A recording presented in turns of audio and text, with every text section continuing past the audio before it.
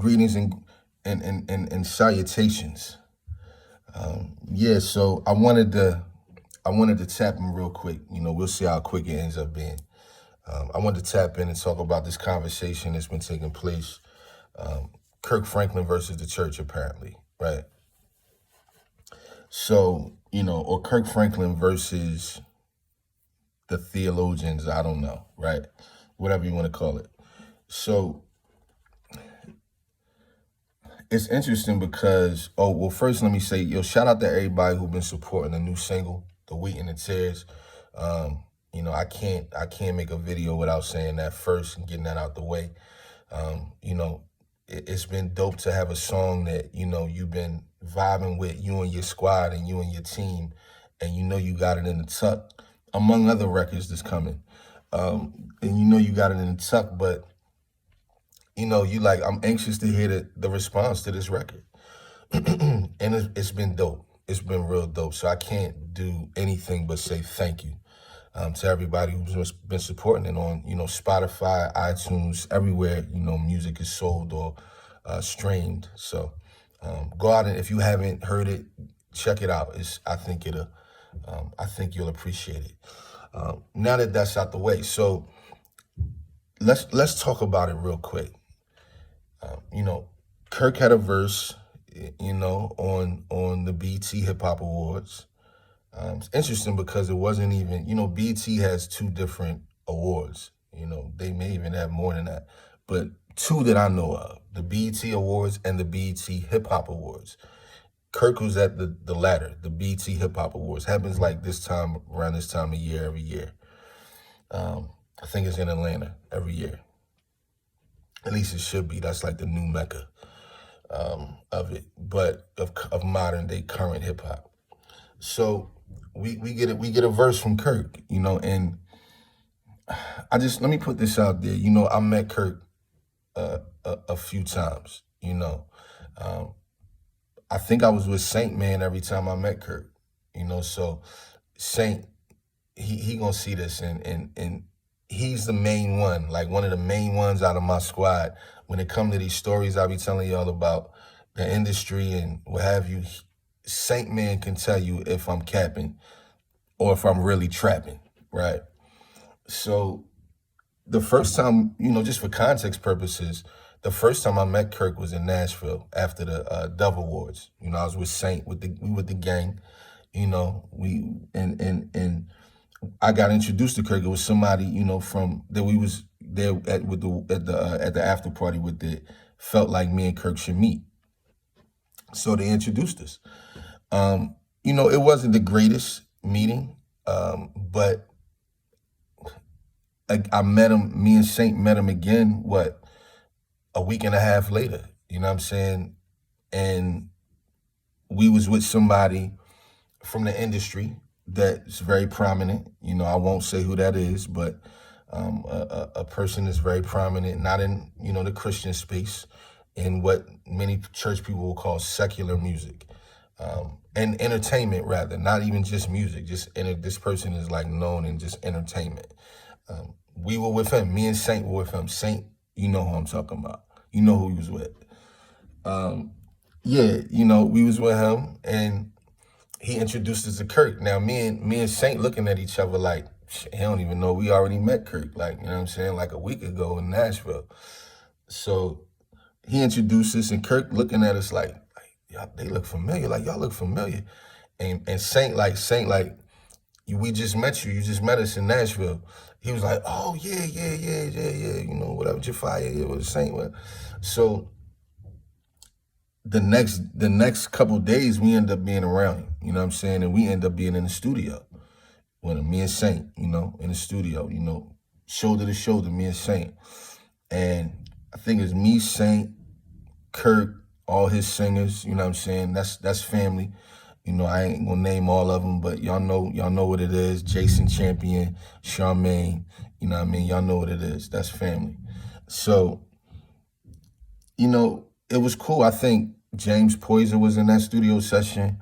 Who else was in there? Baby Dub, Warren Campbell was in there. So we in there. So Everything was love. He was a great guy, you know. So I think that people interpret my posts on my page as me caping for Kirk because we're like these like close friends in the music industry. We're not. We're not at all. Like, we're not. But we're, you know, he's cool. He's cool, but that's not like a friend of mine. You know what I'm saying? So I'm just giving context so people know I don't have a reason to really cape for Kirk or protect him or defend him in that way or any way, you know. So let's talk about this verse. So Kirk says the lion and the lamb will bow down to the goat. This is the line that people find issue with. And I didn't find any issue with that. Even me knowing that I don't view Kirk Franklin as the most sound person when it comes to conveying a message through rap. Now, or at all, whatever the case may be. But here's what I heard. Because first people think that Kirk was talking about the Baphomet goat. And he was talking about Jesus when he said the lion and the lamb. So obviously, even I would agree, if that's what he meant, why in the world would Jesus, the lion and the lamb, be bowing down to a goat? And what goat are you referring to? Because I know about the Baphomet goat as well. But it's interesting because that's not at all what I heard. The question arises, well, why didn't I hear it the way they heard it? And I had to really think about that and consider that. And what I thought about was the fact that I think that many people who have interpreted him to say it the way that he didn't say it, even he says in his response what he actually meant, people just saying, I don't believe him. Well, you know, you don't have to believe him. But now you're going into determining his motive in his heart now. And you're saying he's being disingenuous. Can he be, is it possible? Absolutely. He could be being disingenuous, but we don't know that. So let's give him grace, just a little more grace, right? So when he says the lion and the lamb, he's talking about us, me, rappers, meaning at his best ability as a non-rapper kicking a freestyle, he's trying to find words to communicate something in a dope fashion and still make it make sense, even from a Christian standpoint. So for me, I didn't find issue with it because I never thought he was talking about the Baphomet goat. When he said the greatest of all time, when he said the goat, I knew he was talking about Jesus. Because of what he said right before. He said the lion and the lamb will bow down to the goat. And they say, well, why would you think he's talking about Jesus when he says the goat, when he already referenced the lion and the lamb, which is Jesus? You know why? Because he wasn't talking about Jesus when he said the lion and the lamb. So the question arises, right? Who was he talking about when he said the lion and the lamb, right? Okay. And people have said, well, Jafia, you have to understand that most Christians would think that he's referencing Jesus when he says the lion and the lamb. I said, that's not necessarily true.